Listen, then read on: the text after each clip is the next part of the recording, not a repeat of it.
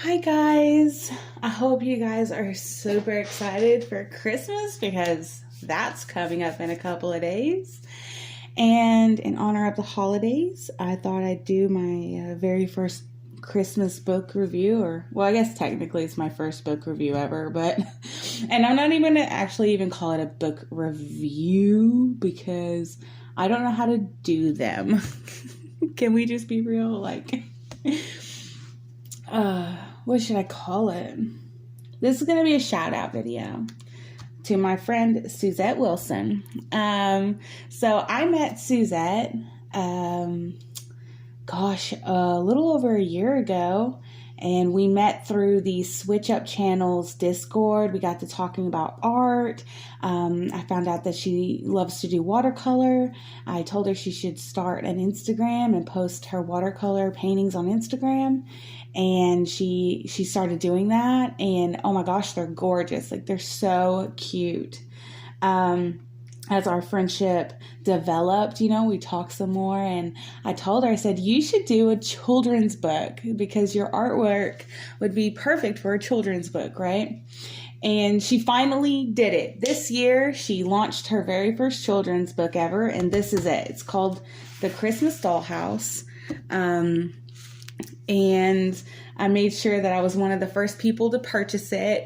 And I'm so proud of her. Suzette, I am so proud of you. You guys, I'm going to put a link to her Instagram in the description. Her Instagram handle is Handmade by Suzette. And so y'all can go check her out if you're so inclined. And you can purchase this book on Amazon, and I'll put the link to that in the description also if you are also so inclined, if you find that you want to buy the book for a family member or for one of your children, if you have a child who's an avid reader. Age range, I'm going to list this book at about anywhere from 8 to 12. I think that would be a good age range for this book. What I was very interested in is the fact that, when you think of a children's book, you usually think of big, huge pictures covering from one side to the other, and maybe a small story, like a little bit of text here, a little bit of text there. And that's kind of what I was expecting. Holy cannoli, I was not expecting a full-blown book. This is a whole story. And I'm going to be real with you. I haven't read the whole thing because I just don't have time to read. Look at this. Let's just take a little, y'all don't mind my messy bedroom. Let me just kind of block it because it's a mess. Okay, let's go look at my bookshelf. See all these books? Okay. This right here, I've had this collection of books for about 2 years now, and that's the first book, and I'm only halfway through it. 2 years later, I'm still only halfway through the first book. You know why? Because every single time I sit down to read, I have a child who is up my butt trying to get my attention. Or a husband who wants to throw himself on me and be like, what are you doing? What are you doing? Like a child. And I'm like, go away. I'm trying to read. And once again, I started trying to read this book, and I was 4 or 5 pages in, and I had my husband coming up to me. What are you doing? What are you doing? And I was like, God. Can I not get just a minute of peace, please? Thank you. I wanted to record this yesterday. And this dude, it just didn't happen. It didn't happen. I wanted to record it yesterday. That didn't happen. And I wanted to record it today. And I've been waiting for the last hour for him and my toddler to leave and go to Walmart. Because I knew if I tried to record while they were still here, it just wasn't going to happen. I would get zero done. So I had to wait for them to finally get out of the house. So, anywho, let's talk about the book, though. Enough about my woe was me story. Okay, so The Christmas Dollhouse. She has dedicated this book to James and Ted, and it's in loving memory of Sunny. I don't know who these people are, But rest in peace, Sonny, and good on you, James and Ted. They sound like lovely people. And here's our first illustration. This is every illustration in the book is by her, and of course the entire story is by her. This is an introduction to the book, and it pretty much is talking about this kid named Rosie and how every Christmas she gets her dollhouse out, and there's like these little teddy bears living in that live in the dollhouse, and they come to life. And I don't want to like give too much away. Okay. I don't want to give too much away. I want it to still kind of be a surprise, but like the gist is like they come to life, kind of like think Toy Story, you know, and they have these little fun moments. So each chapter, it's like a little mini story, right, of a thing that they've done. And then in the next chapter will be like another little mini story. And like, as you can see, look, it's a full blown book. Like there's a lot to read here. Now, a little bit of a critique is like blank spaces like this. I would love to see more pictures. But she pretty much did do that. Like, if there's a blank space, there's a picture. But I wish that every single blank space had a picture, you know, because I love her artwork. The whole driving force behind me telling her to make a book was like to show off her artwork. But I mean, for the most part, she did it, you know. Here she introduces the bears, and I'll go ahead and do that. You know, we'll talk about the bears. So here's Claude, Isabella, Sunny, and Dodger. Each bear has a specific personality to match. We have Oscar and Edward. And it's really cute. Like the moment that the bears woke up, you can definitely tell their personalities right off the bat. Like, she was very detailed in describing who they are and how they behave, you know? And they're just like a cute little family, and they love each other. They absolutely adore Rosie. And the book is just precious. I wish that my kids liked reading, because like I'd let them read it. But my oldest like has a whole bunch of books that she never even touches, you know.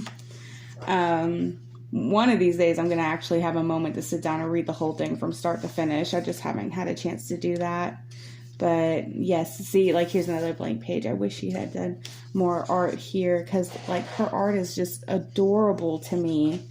And she did such a good job. Like, even the ones that look like they're cut out, like look, you can still see like the watercolor around it, like the shadow.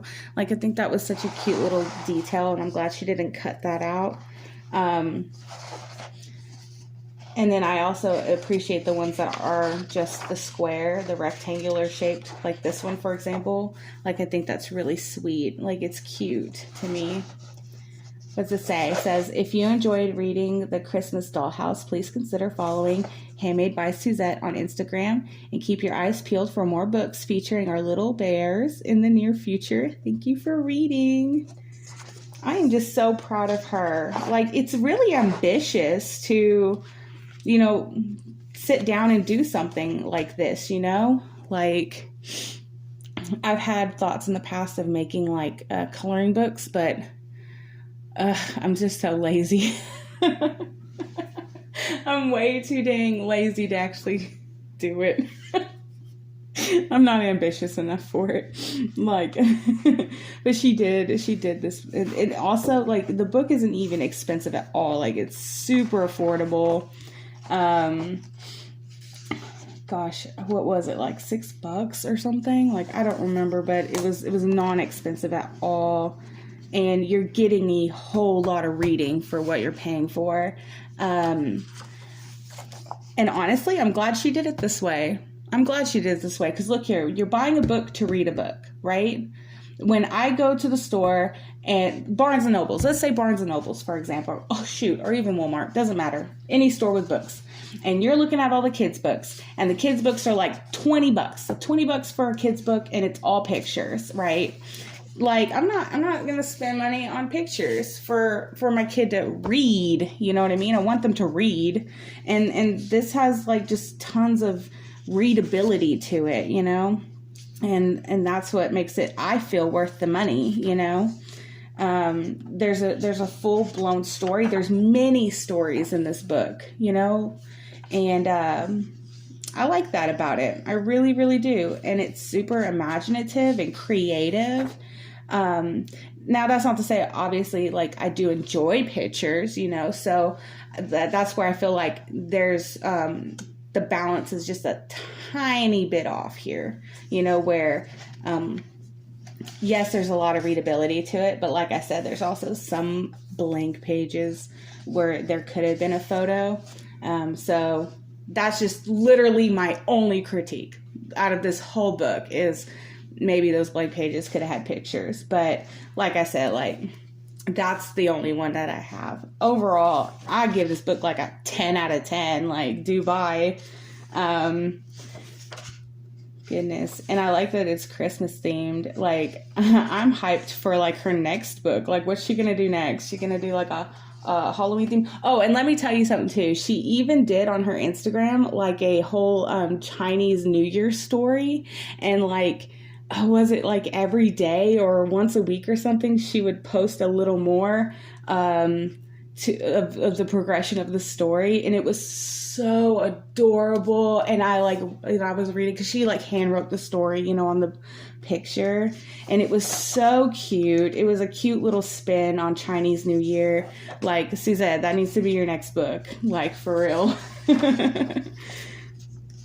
See, and I like that. I think that's cute. Like, whenever she did just one little picture here, but there's still tons of text over here, you know?